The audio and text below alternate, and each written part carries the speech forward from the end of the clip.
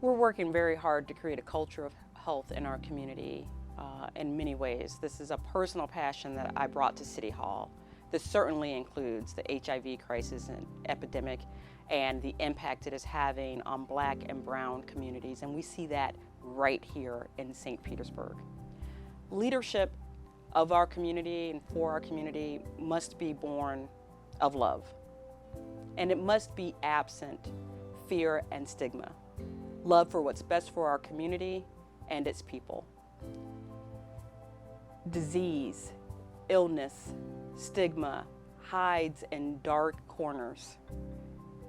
This disease needs light shone on it, and people need access to health care in every way possible. Everybody in our community needs access to the health care they need in the right place, from the right people, and the right time.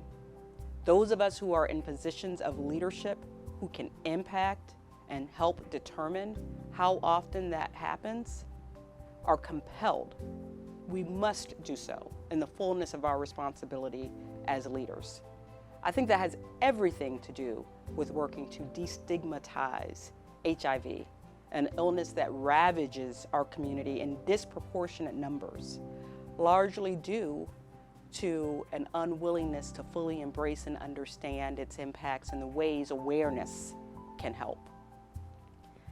We are a community that is ready for every challenge this time puts before us. We just have to step fully into it. All of the resources we need are here to be the community we'd like to be. For us, that starts with a message of love and inclusivity and partnerships with experts who are working very hard every day to make this happen. Metro Inclusive Wellness, so many other organizations that are working to bring resources to people who are in need. What I would ask every leader, anyone who is self-designated or called by a group of people, to bring to them leadership and guidance about how to navigate the causes that are defining our lives, I would ask them to understand that it's time to put people first and to cast aside any type of stigma or any type of fear that would limit any of us knowing the fullness of the resources that are available to us. When we are looking at someone who's suffering from HIV, we're looking at mothers and fathers and sons and brothers and sisters, aunts, uncles, best friends, and we need to do everything we can. We're looking at ourselves. So it's time for us to get really serious as a community and to provide for each other what we are absolutely expecting the rest of the world to provide for us. And that is access, that is equity, that is love, that is dignity and respect.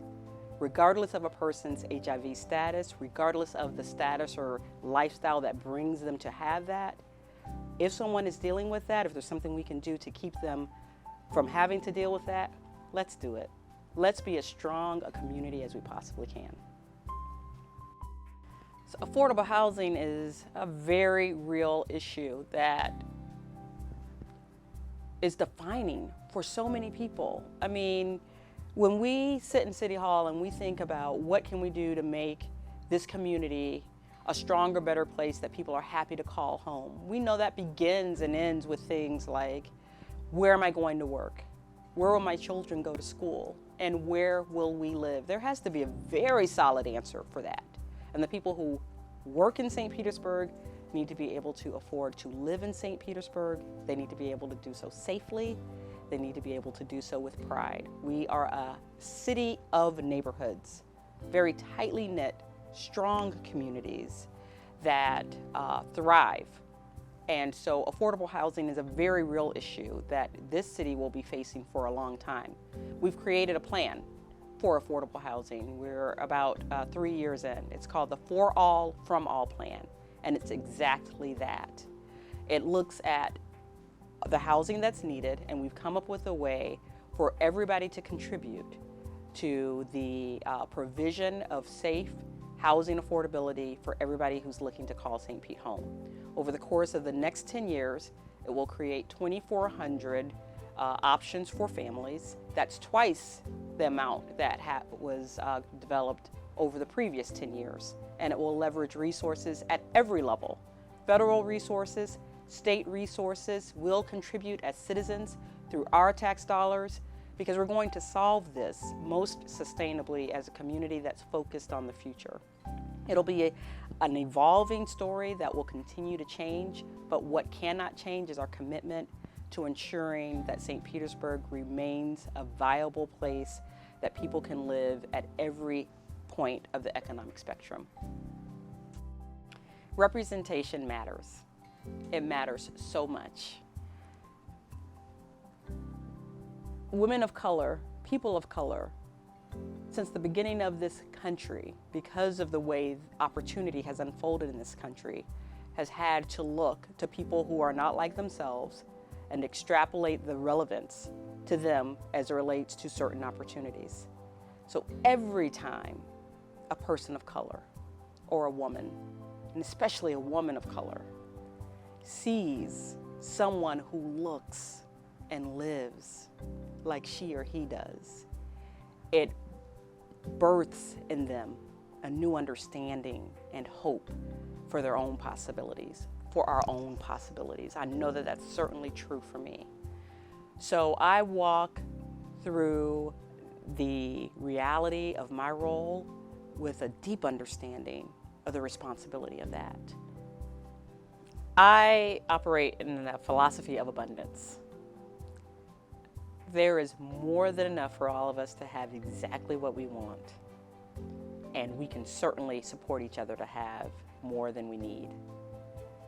It's imperative that women support each other. There are enough challenges from every direction, and we don't need to add to it. In fact, we need to counter that with unwavering support of one another and the simple acknowledgement of the knowing of each other's journey. And so in whatever ways women can support each other, gigantic ways of sponsorship and placement and advancement of new opportunities, and in small ways, tiny affirmations, letting women know, I see you. You are beautiful. You can do it.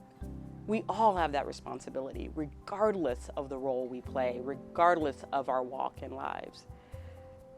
Some of the most inspirational women, particularly in our community, as you know, will never carry a title of great influence, but they'll influence generations. They may never earn a terminal degree, but they'll educate generations. And so it's incumbent on us, in honor of all of our ancestors, in honor of all of those who had so much potential but were constrained from the full realization, to allow in this time of opportunity where we have more voice, more options, more reach and scope than we ever had, to ensure that as we are able to advance, we bring with us as many of our sisters as possible, and that we clear paths and make way for everybody who follows to be able to step into the fullness of their potential, understanding that they belong in every place and every space that their heart takes them. Suggestions, I think just be open to the possibilities that our young people tell us they see and want for themselves. Even if it's beyond our reach and our scope of understanding, even if it feels foreign to the aspirations and dreams that we hold, just empower our young people to know that they can do anything and they can go anywhere and they can make vast difference. I think that we just need to breathe blessing and possibility over our young people and never give up on them, and see every one of our young people as our own. Whatever intersection brings us the blessing of intersecting with the life of a young person, should be treated as a celebration. Certainly if it's around accomplishment and celebration.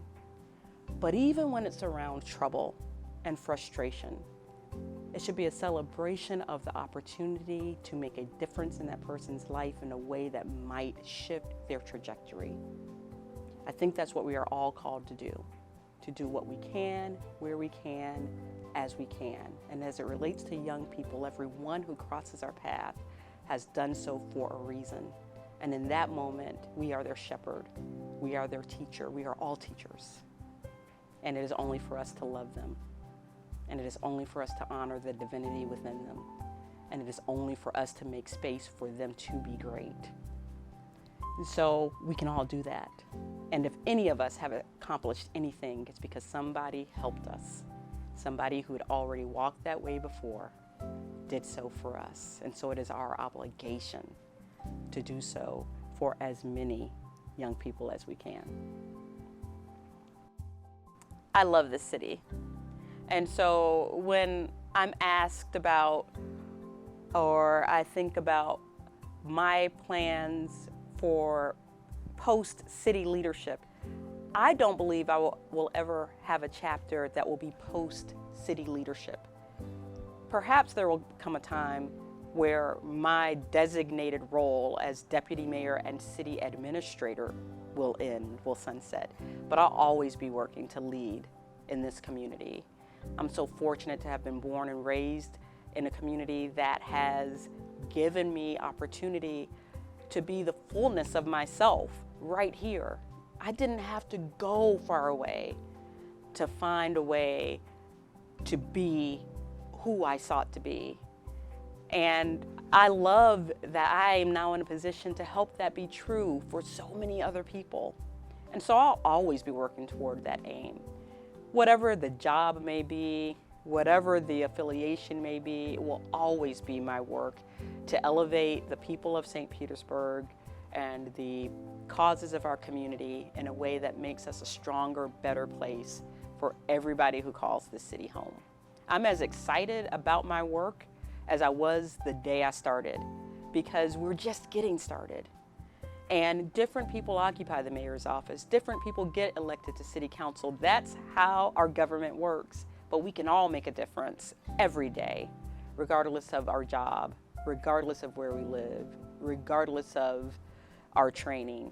And I certainly will be doing my part to contribute however I can.